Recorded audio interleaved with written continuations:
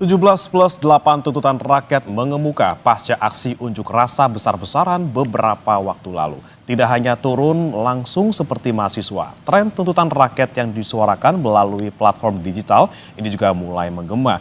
Jika berbicara tenggat waktu, publik mendesak pemerintah untuk memenuhi 17+8 tuntutan rakyat yang paling lambat hari Jumat besok. Mampukah pemerintah baik eksekutif maupun legislatif memenuhi permintaan publik tersebut? Kita akan bahas dengan sejumlah narasumber yang sudah bergabung di sambungan daring. Salah satunya di antaranya ada inisiator kampanye 17+8 tuntutan rakyat sekaligus juga co-founder dari Think Policy, Anita Firseli Utabi. Selamat pagi Mbak Afu. Selamat pagi, terima kasih sudah diundang.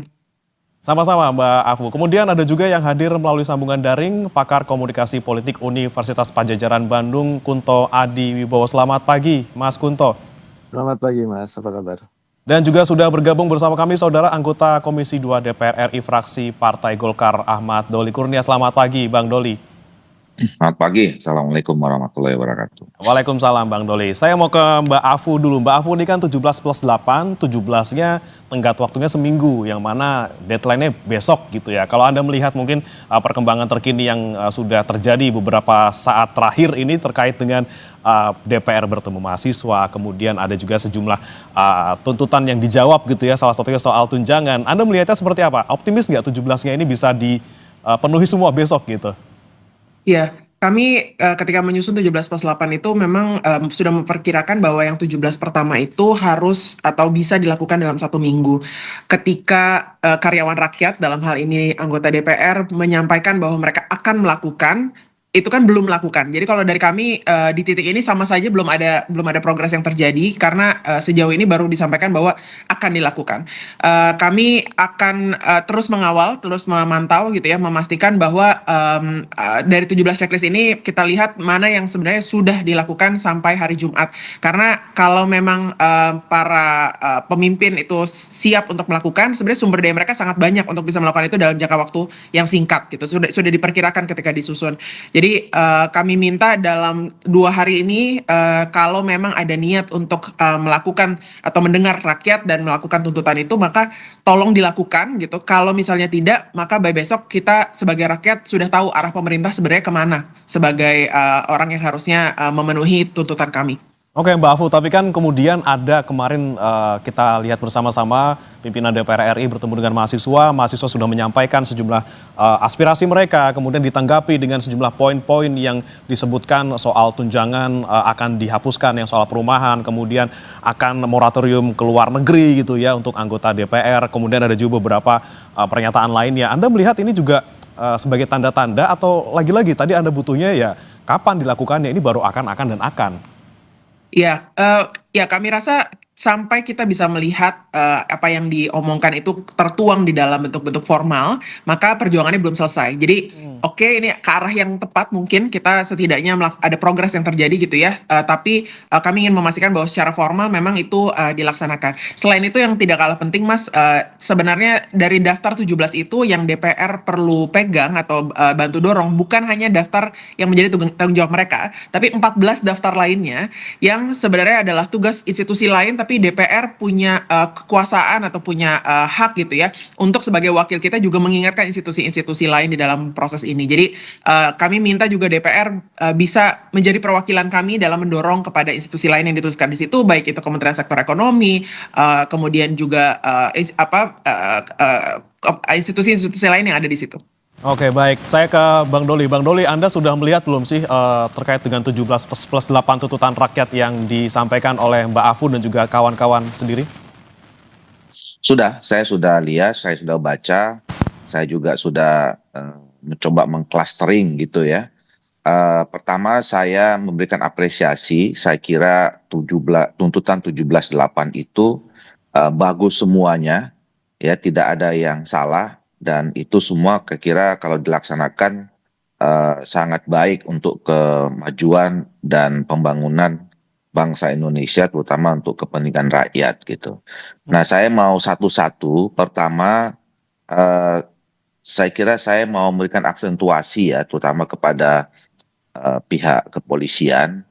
Mungkin teman-teman kan sekarang udah bisa dilihat ya, bisa dibedakan mana teman-teman yang memang betul-betul atau masyarakat yang murni menyampaikan aspirasi untuk kepentingan rakyat bangsa dan negara kita, mana yang dalam tanda petik terindikasi misalnya menumpang dan kemudian menjadi provokator dan kemudian membuat kerusuhan. Nah, itu kan dua hal yang berbeda. Satu, saya kira yang soal menunggang dan menunggang ini saya kira harus diusut tuntas, dan kalau memang ada korban kemarin itu juga memang harus diungkap apa sebenarnya kejadiannya. Saya kira teman-teman di Komisi 3 itu sudah mulai mengagendakan, setahu saya hari ini ya, sudah mulai membicarakan dengan mitranya untuk bicara tentang soal itu. Selain bicara tentang juga soal rencana kerja dan keuangan 2026. Ini semua DPR sebetulnya dalam seminggu kemarin ini sudah mulai bicara tentang itu. Nah, kemudian yang kedua, saya kira juga teman-teman aktivis, teman-teman mahasiswa terutama yang kemarin melakukan aksi itu, yang sekarang masih ditahan, saya kira sudah harus sudah segera harus dikeluarkan ya. Karena toh mereka menyampaikan aspirasinya itu memang murni gitu ya. Jadi saya kira tidak ada alasan sebetulnya kalau kita tetap menahan mereka lama-lama. Nah, yang berkaitan dengan fungsi kami, ya pertama soal DPR. Kemarin tadi sudah direkam juga di pernyataan dari Pak Dasko bahwa satu soal tunjangan yang tadinya misalnya tunjangan perumahan ya, yang tadinya berakhir bulan Oktober sudah diputuskan 31 Agustus. Mereka kemarin terakhir dan tidak ada lagi. Artinya September ini sudah tidak ada lagi soal tunjangan perumahan. Dan kemudian sekarang sedang dievaluasi ya, sedang dievaluasi. Hari ini juga pimpinan DPR akan mengundang semua pimpinan fraksi membicarakan tentang soal evaluasi masalah tunjangan dan soal fasilitas dan lain-lainnya. Yang tadi disampaikan tujuannya adalah untuk efisiensi. Kalau untuk kunjungan ke luar negeri sudah dibekukan sama sekali, tidak ada lagi.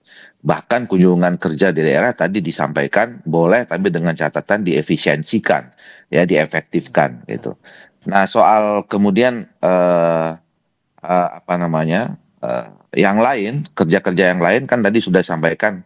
Pembicaraan hari ini dengan pimpinan fraksi dan pimpinan DPR itu juga melakukan upaya mulai mereformasi ya terhadap kerja-kerja menyeluruh yang langsung dipimpin oleh Ibu Ketua DPR. Soal MKD sudah juga berproses karena kemarin sudah ada yang menyampaikan pengaduan terhadap teman-teman yang dianggap ya terindikasi katakanlah pelanggar etik, kemudian melakukan tindakan-tindakan yang tidak berkenan masyarakat, itu juga sudah mulai berproses. Tapi saya paham bahwa bagi kami memang pekerjaan itu dari segi waktu mungkin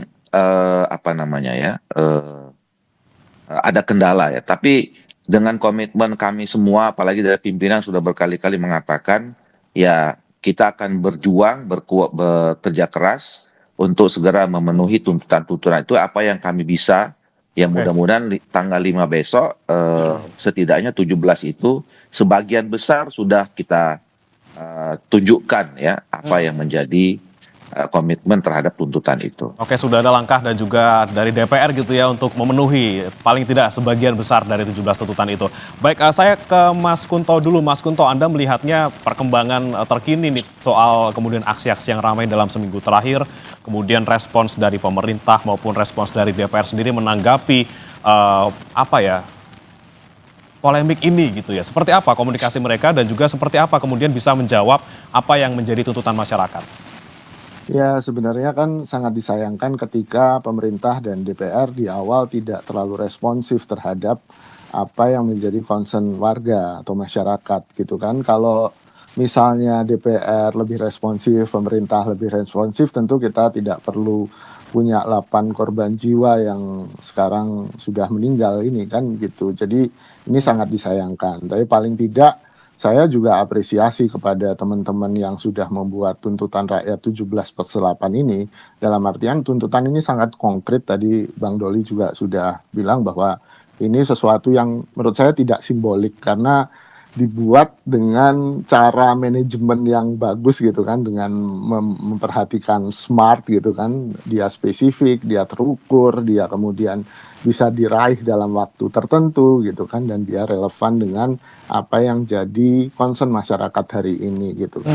Dan ini nggak simbolik dalam artian tidak seperti Tritura tahun 66 atau 6 tuntutan rakyat di reformasi 98 gitu.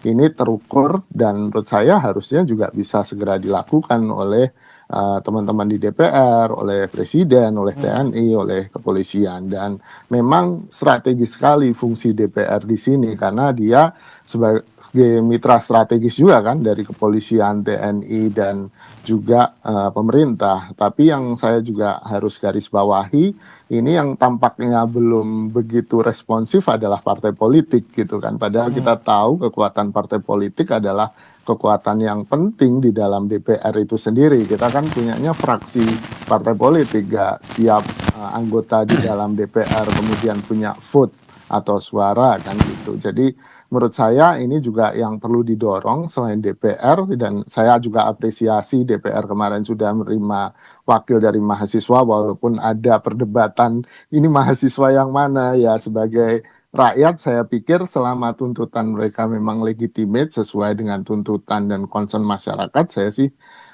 tidak melihat atau memecah atau mengotak-kotakan ini anasir atau elemen gerakan yang mana ya gitu. Jadi ini komunikasi yang menurut saya harus dibangun lebih kontinu, lebih sustainable, berkesinambungan gitu kan. Tidak hanya gara-gara 8 orang yang sudah meninggal kemarin, tapi ini memang harusnya jadi praktik good governance kita ke depannya gitu, Mas.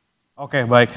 Ini yang tadi disoroti oleh Mas Kunto adalah bagaimana kemudian partai politiknya nih responsnya kayaknya kurang responsif gitu ya. Kalau saya mau balik lagi ke Bang Doli dulu. Bang Doli, ini seperti apa Anda menanggapinya? Partai politik kurang responsif walaupun sudah kemarin menonaktifkan ada 5 total ya anggota DPR dari sejumlah partai gitu ya. Belum istilahnya orang-orang sekarang mengkritisinya ini kan nonaktif nih, belum diberhentikan tunjangannya walaupun sudah kemarin akhirnya dihentikan dan juga gaji, tapi gimana nih langkah selanjutnya untuk anggota-anggota nonaktif ini? Apakah misalnya dari Partai Golkar nih untuk Pak Adis Kadir sendiri, apakah nanti akan mengajukan ataupun mengusulkan PAW ke KPU?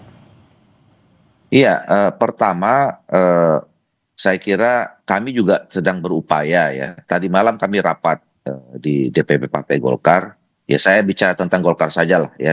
Saya tidak berani mengatasnamakan partai politik lain gitu. Kami rapat lama sekali, hampir 4 jam gitu ya, membicarakan tentang perkembangan situasi dan apa yang bisa kami lakukan setidaknya dalam waktu dekat ini. Nah, pertama kalau soal tadi posisi Pak Adis Kadir, ya kami waktu itu juga sepakat juga bersama dengan partai-partai politik lain dan juga pembicaraannya bersama Pak Presiden.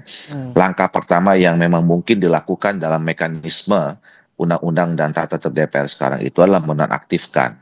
Nah, sekarang semuanya sedang berproses, baik di DPR maupun di partai politik. Ya, di DPR teman-teman MKD juga sedang melakukan kerjanya terhadap laporan yang disampaikan oleh masyarakat.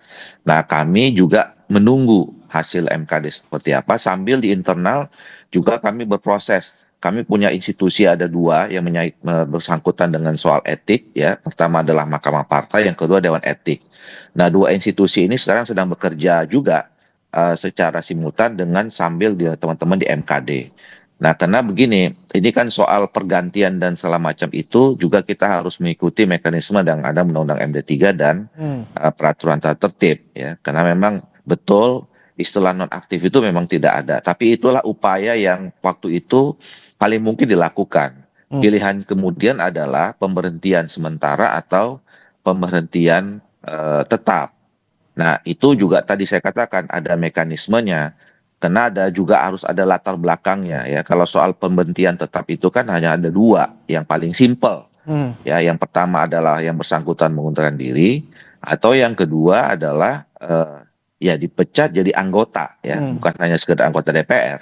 Nah, dan itu semua kalau tidak kita ini hati-hati ada berkonsekuensi hukum juga. Nah, ini yang sekarang sedang dipelajari masing-masing partai politik. 1.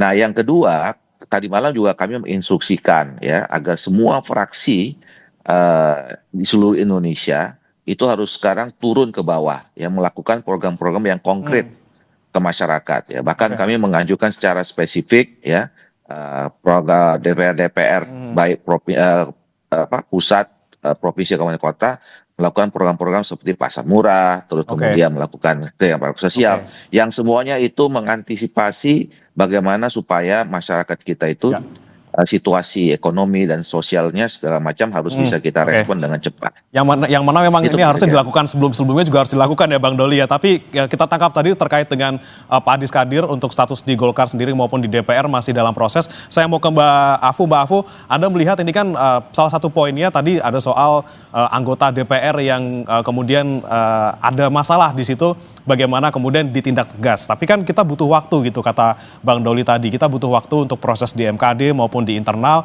Tidak bisa langsung ujuk-ujuk dipecat ataupun diberhentikan. Harus hati-hati. Anda melihatnya deadline besok tanggal 5 ini. Apakah bisa dipenuhi atau kalau misalnya tidak bisa dipenuhi kemudian apa yang akan dilakukan oleh teman-teman di tim polisi maupun di teman-teman lain? Baik, ketika kami keluarkan tuntutan itu adalah hari Minggu ya. Jadi hari Minggu malam kami keluarkan ada 5 hari kerja penuh untuk para aktor-aktor yang terlibat bisa merespon atau setidaknya memulai merespon terhadap tuntutan-tuntutan yang ditaruh di situ. Dalam konteks permintaan terhadap partai politik maupun DPR gitu sebagai institusi pimpinan DPR, maka beberapa hal di situ sudah bisa dimulai dari hari Senin, Selasa, Rabu gitu. Kita sekarang sudah sampai di hari ini, berarti sejauh ini tidak dimulai prosesnya gitu ya, bahwa diresponnya juga cukup terlambat.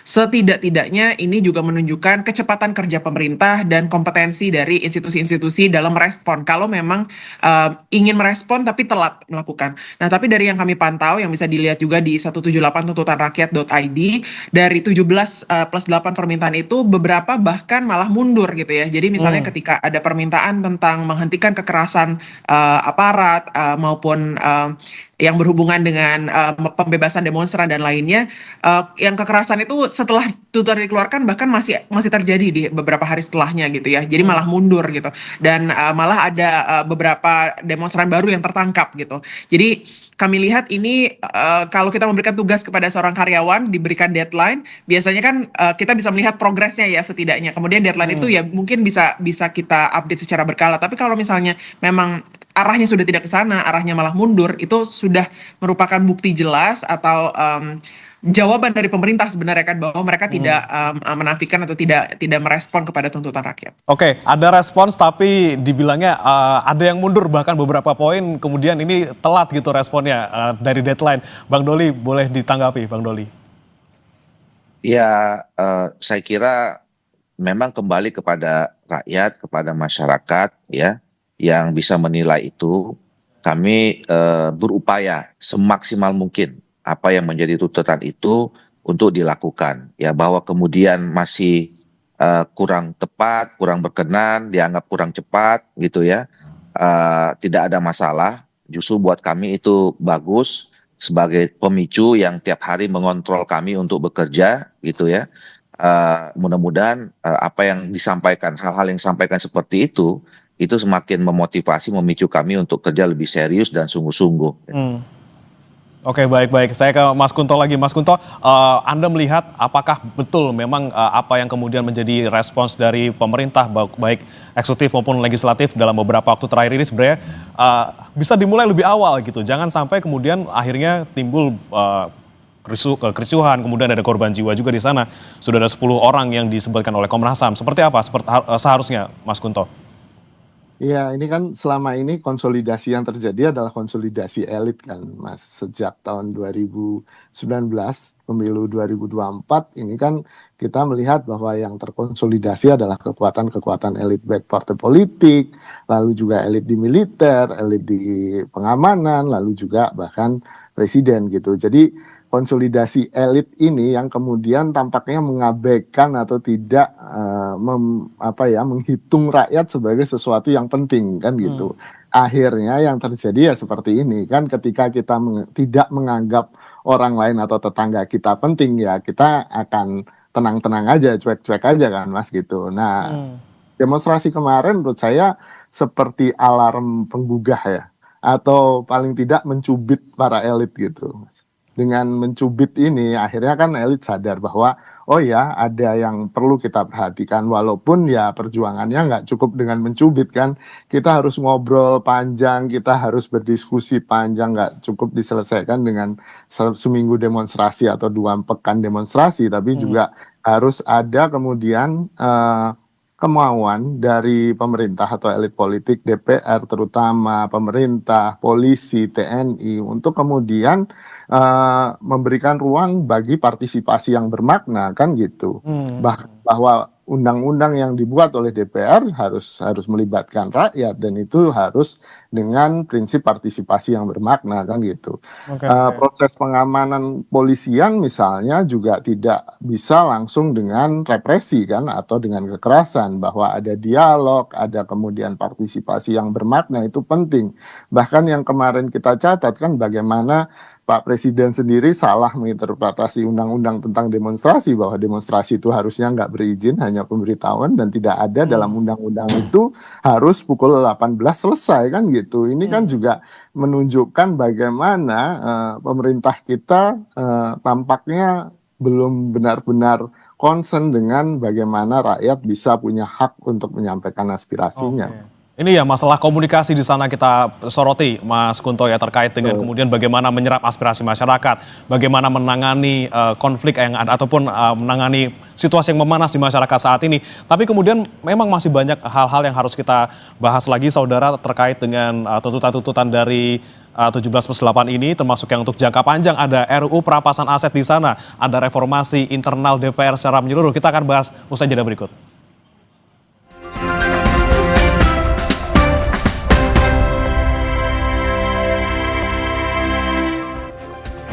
Kembali bersama kami di Sapa Indonesia Pagi, saudara, dan masih sejumlah narasumber bergabung bersama kami. Ada Mbak Afu dari Think Policy yang juga salah satu inisiator dari 17+8 tuntutan rakyat, kemudian Bang Ahmad Doli Kurnia, anggota DPR RI Komisi 2 dari Golkar, dan juga ada Mas Kunto Adi Wibowo, pakar komunikasi politik dari Unpad. Saya mau ke Mbak Afu lagi. Mbak Afu, ini kan 17+8. Ada 8 yang kemudian masuk ke dalam target jangka panjang gitu ya. 1 tahun waktunya untuk dipenuhi.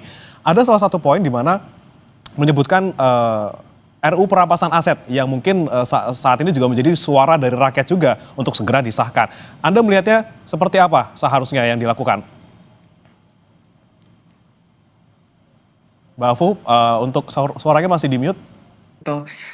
Baik, terima kasih banyak. Jadi RUU perampasan aset ini adalah salah satu tuntutan jangka 1 tahun yang kami juga rasa perlu holistik ya dilihat. Jadi sebagai rancangan undang-undang memang dia berpotensi bermata pisau dua gitu, dimana kalau kita tidak memiliki proses hukum yang kuat, yang independen, kita tidak punya KPK yang independen, undang-undang tipikor yang juga harus diperkuat gitu ya, diperjelas, diperbarui supaya tidak karet, maka sebenarnya undang-undang ini tidak bisa diburu-burukan juga gitu ya. Jadi harus memastikan bahwa ini holistik gitu ya dalam pelaksanaannya. Tapi dalam hal ini kemarin sudah disampaikan bahwa prosesnya dimulai, tapi memang menunggu memfinalisasi dulu RKUHP ya. Dan juga kalau misalnya sekaligus di dalam situ adalah undang-undang tipikor, kalau misalnya bisa diperkuat, diperjelas supaya tidak multitafsir dan sebagainya, itu perlu dilakukan dulu sehingga baru setelah itu RUU perampasan aset bisa menjadi bagian dari proses tersebut. Jadi makanya kami taruh di dalam bagian tuntutan yang 8 yang jangka menengah, bisa dibilang ya 1 tahun, agar prosesnya bukan sekedar diburu-buru tapi juga harus tepat gitu. Kita sudah lihat beberapa risiko ya dalam beberapa bulan belakang ini, di mana beberapa kasus meskipun masih tidak jelas atau pembuktiannya belum akurat, seperti kasus Tom Lembong misalnya, nanti jangan-jangan undang-undang perampasan aset ini bisa dijadikan sebagai senjata lain gitu. Jadi kita ingin memastikan bahwa ini juga hati-hati dan lagi-lagi holistik secara keseluruhan, harus dipikirkan juga institusinya dan undang-undang lain yang ikut mengatur. Oke, baik. Bang Doli, 1 tahun waktunya dari Mbak Afu dan juga kawan-kawan untuk bisa mengesahkan RUU perampasan aset. Dari DPR sendiri untuk fraksi Golkar seperti apa, dan juga fraksi lain mungkin kalau misalnya sudah ada suara, dan bagaimana, kapan akan bertemu dengan pemerintah membahas ini? Nah, ini yang menurut saya tadi di awal salah satu indikasi bahwa tuntutan 17+8 ini konkret cerdas dan kemudian terukur ya. Memang undang-undang perampasan aset ini saya setuju tidak bisa kita laksanakan buru-buru. Saya secara pribadi setuju dengan adanya undang-undang perampasan aset. Bahkan saya udah bicara sekitar 6 bulan yang lalu ya. Dan saya juga kemudian mengusulkan apakah perlu kita menggunakan nama perampasan gitu ya. Padahal kemudian di CNSI-nya di PBB itu kan namanya aset recovery gitu loh. Nah, bahkan kemarin ditegakkan lagi oleh pemerintah pada tanggal 1 Mei ya di dalam acara May Day itu Pak Prabowo menegaskan 3 hal ya. Satu soal upah yang dinaikkan, kedua menghapuskan outsourcing, yang ketiga adalah undang-undang perampasan aset. Nah, dan kami sudah membicarakan itu sebetulnya. Makanya betul bahwa kita menginginkan adanya sebuah undang-undang yang memang menyelesaikan masalah ya. Dan tepat guna, tepat sasaran gitu. Tidak kemudian nanti bisa dipergunakan atau menjadi alat yang tidak menjadi tujuan atau kontraproduktif terhadap pemberantasan korupsi. Judul besarnya kan adalah kita semua ingin ada regulasi, peraturan, dan komitmen ya, serta political action untuk pemberantasan korupsi. Nah, salah satunya itu adalah dengan adanya kalau kita memiliki undang-undang yang kita sebut sementara ini rancangan undang-undang perampasan aset. Nah, jadi semangat yang sekarang sudah sedang dikerjakan oleh teman-teman Komisi 3 di pembahasan undang-undang KUHP itu adalah bagaimana nanti ini menjadi basic ya, menjadi basic, menjadi basis bagaimana nanti supaya undang-undang perampasan aset itu bisa linear ya dengan penguatan soal undang-undang yang lain, sistem hukum kita yang memang harus juga kompatibel dengan itu, kemudian juga mendorong bagaimana aparat-aparat penegak hukum juga memang memberikan dukungan terhadap pelaksanaan rancangan undang-undang atau undang-undang perampasan aset itu nanti kalau kemudian kita sahkan. Jadi waktu yang 1 tahun itu saya kira memang sangat cukup ya. Untuk juga sama disinkronkan dengan undang-undang pemberantasan korupsi yang lain. Dan tentu kami berharap bahwa 1 tahun itu juga supaya kita semua melek ya, terutama rakyat, masyarakat, mengawasi kita gitu. Supaya memang undang-undang itu betul-betul undang-undang yang punya kualifikasi yang baik dalam rangka pemberantasan korupsi gitu. Oke, mungkin dengan momen tuntutan dari 17+8 ini membuka wawasan masyarakat, membuka mata masyarakat untuk bisa mengawasi kinerja DPR dan juga pemerintah. Tapi kalau saya mau ke Mas Kunto, kita melihat gerakan 17+8 ini kemudian muncul karena sudah adanya kegentingan di masyarakat, suasana tidak kondusif di mana-mana gitu ya. Anda melihatnya, apakah sekarang tuh gerakannya sudah mulai masuk ke digital atau memang butuh pemicunya dulu, Mas Kunto? Oke, suasananya udah mulai kacau gitu, baru kemudian ada sesuatu yang disebut sebagai gerakan digital untuk bisa menyatukan rakyat. Anda melihatnya seperti apa kalau dari situasi sekarang ini?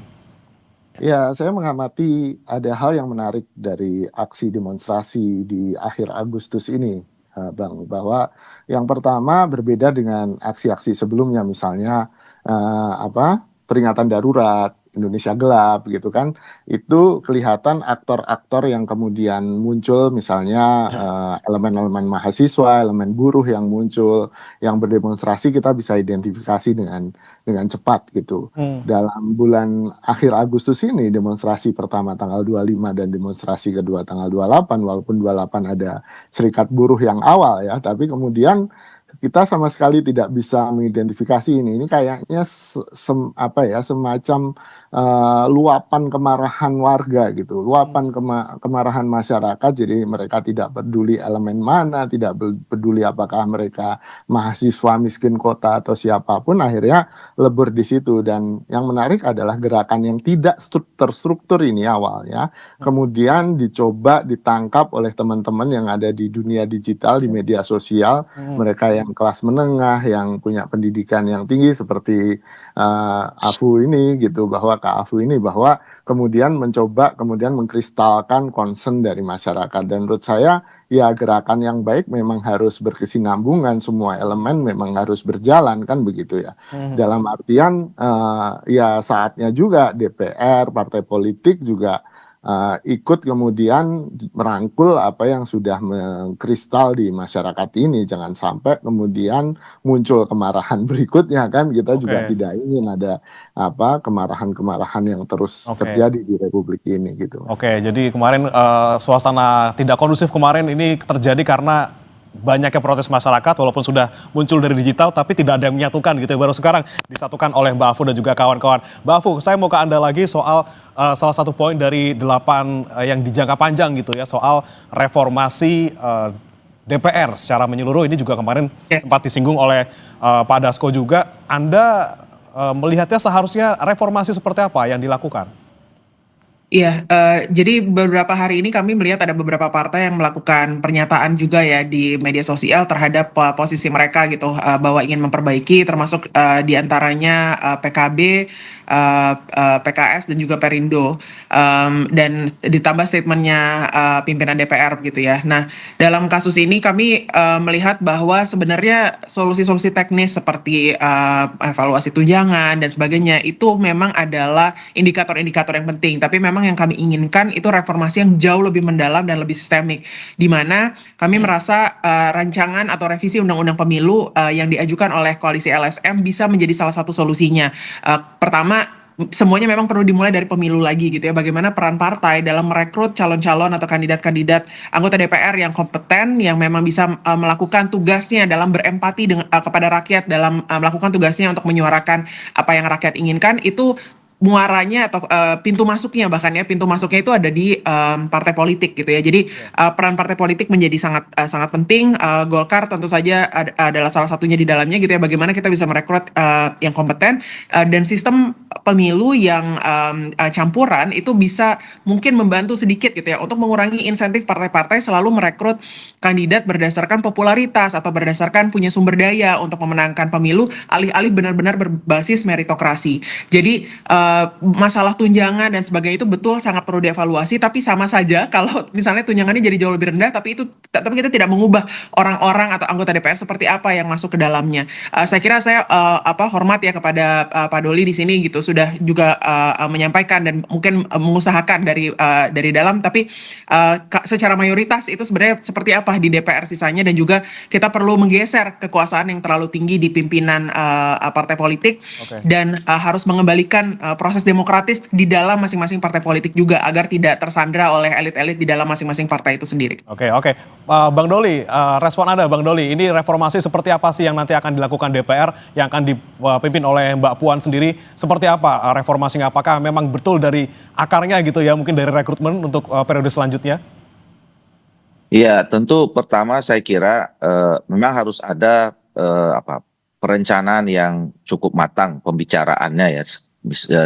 Setidaknya untuk sisa periode ini bagaimana supaya kinerja DPR itu terus meningkat. Ya tentu dari tugas pokok fungsinya ya dalam legislasi bagaimana supaya memang bisa dihasilkan undang-undang yang betul-betul dibutuhkan ya, diperlukan ya, yang selama ini kita tangkap dari masyarakat, dan dengan proses yang terjadi meaningful participation tadi seperti yang disampaikan oleh Pak Kunto ya, sehingga memang undang-undang itu menjadi undang-undang bersama, ada bounded antara pembuat undang-undang dengan masyarakat yang nanti akan juga terlibat dalam implementasinya.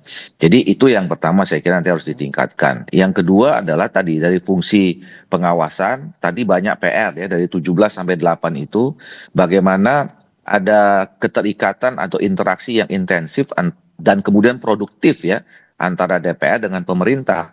Bagaimana aspirasi masyarakat yang disampaikan oleh masyarakat kepada DPR itu bisa tersampaikan dengan atau dirasakan oleh pemerintah, yang kemudian dijawab dengan kebijakan-kebijakan yang konkret juga pada masyarakat.